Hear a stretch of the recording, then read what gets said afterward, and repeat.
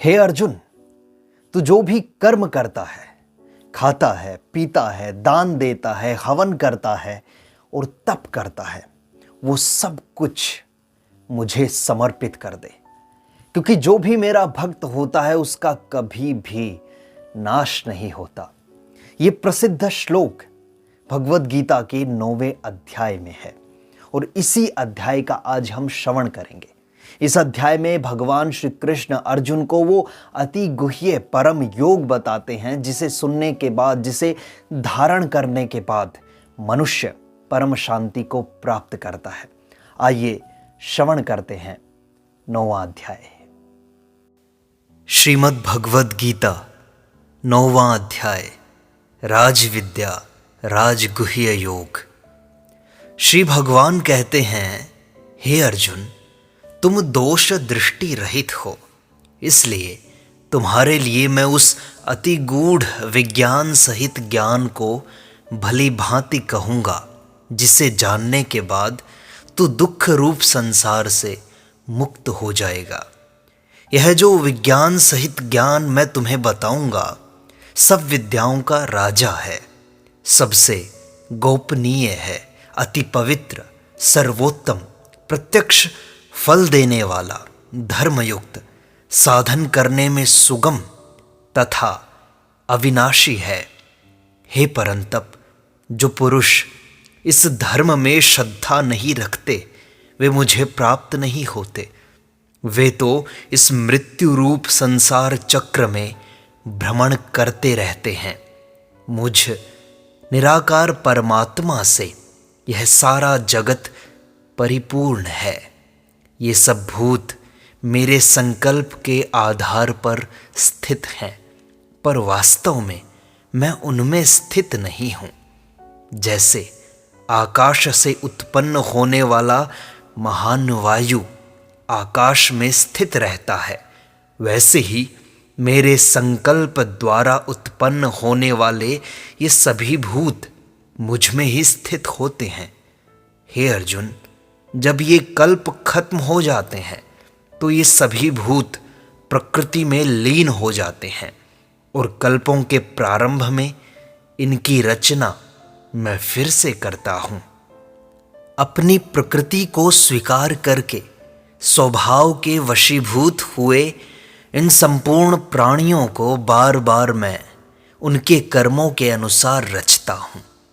इतनी रचना के बाद भी हे अर्जुन, इन कर्मों में मैं आसक्ति रहित व उदासीन रहता हूँ।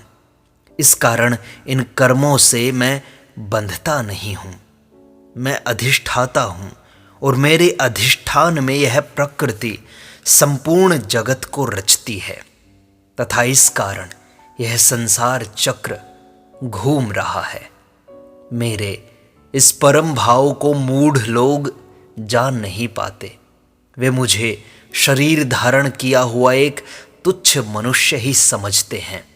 वे मनुष्य व्यर्थ आशा, व्यर्थ कर्म व व्यर्थ ज्ञान वाले राक्षसी, आसुरी व मोहिनी प्रकृति को धारण करते हैं। परंतु हे कौन्तेय, जो मनुष्य दैवी प्रकृति को प्राप्त करते हैं, वे मेरे स्वरूप को भली भांति जानकर मुझ में अनन्य श्रद्धा रखकर मुझे भजते हैं। वे अपने संकल्प को दृढ़ता से धारण करते हैं तथा निरंतर मेरे नाम व गुणों का कीर्तन करते हैं। मेरी प्राप्ति के लिए सदा यत्न करते रहते हैं। वहीं दूसरी ओर जो ज्ञानी लोग होते हैं, वे मुझ निर्गुण निराकार परमेश्वर का अभिन्न भाव से पूजन करते हैं। इसी तरह अन्य मनुष्य भी अपनी प्रकृति के अनुसार पृथक पृथक भाव से मेरी उपासना करते हैं। हे अर्जुन, इस यज्ञ में क्रतु भी मैं हूँ, यज्ञ भी मैं हूँ, स्वधा मैं हूँ, औषधि भी मैं ही हूँ, मंत्र मैं हूँ, घृत मैं हूँ, अग्नि मैं हूँ और तो और संपूर्ण हवन क्रिया भी मैं ही हूँ। इस जगत को धारण करने वाला धाता भी मैं हूँ। कर्मों का फल देने वाला पिता, माता, पितामह तथा जानने योग्य पवित्र ओंकार, ऋग्वेद, सामवेद और यजुर्वेद भी मैं ही हूँ। जो धाम प्राप्त करने योग्य है वो भी मैं हूँ। सबका स्वामी, शुभाशुभ देखने वाला, सबका वास स्थान, शरण लेने योग्य, स्थिति का आधार और अविनाशी कारण भी मैं ही हूँ। मैं ही तो सूर्य रूप में तपता हूँ, वर्षा का कारण भी मैं ही तो हूँ। हे अर्जुन, मैं ही अमृत हूँ और मृत्यु भी। तीनों वेदों में विधान किए हुए सकाम कर्मों को करने वाले, सोमरस का पान करने वाले, पाप रहित पुरुष मुझको ही यज्ञों के द्वारा पूजकर स्वर्ग की प्राप्ति चाहते हैं। वे पुरुष अपने पुण्यों के अनुरूप स्वर्ग को प्राप्त करते हैं। वे इस विशाल स्वर्गलोक को भोगकर पुण्य के खत्म हो जाने पर मृत्यु लोक को प्राप्त होते हैं। इस प्रकार सकाम कर्म करने वाले तथा भोगों को चाहने वाले मनुष्य बार बार जन्म मृत्यु के आवागमन को प्राप्त होते हैं। पर जो मुझ में अनन्य प्रेम करने वाले भक्त जन होते हैं, वे निरंतर मेरा चिंतन करते हैं, मुझको ही निष्काम भाव से भजते हैं। वे मुझे प्रिय हैं तथा उनका योगक्षेम मैं ही वहन करता हूँ।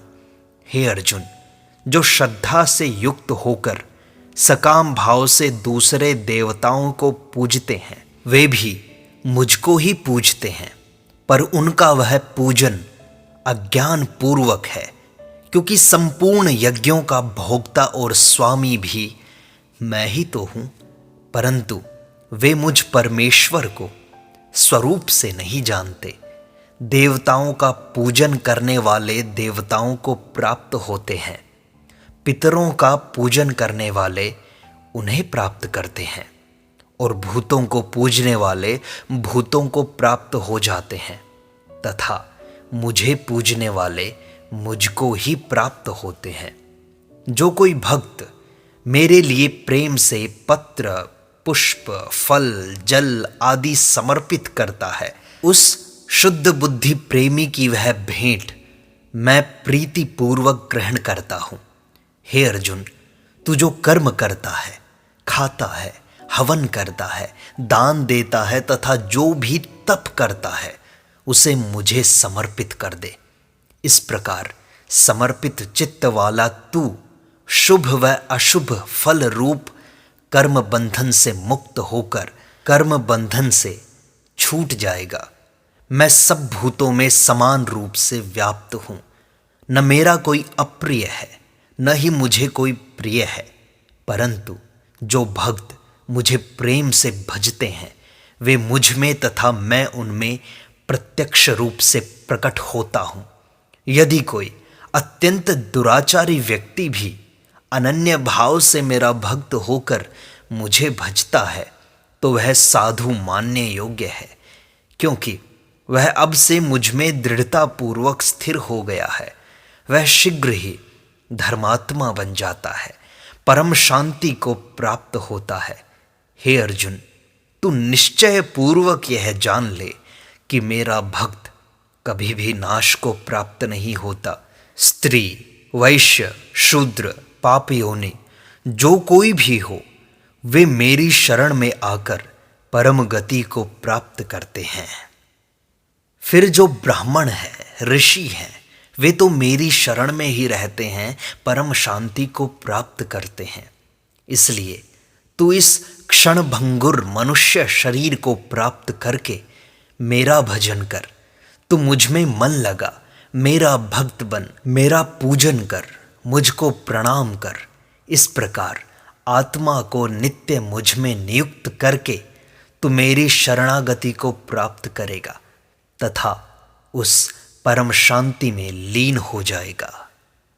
इति नवमोऽध्यायः राजविद्या राजगुह्य योगः समाप्तः।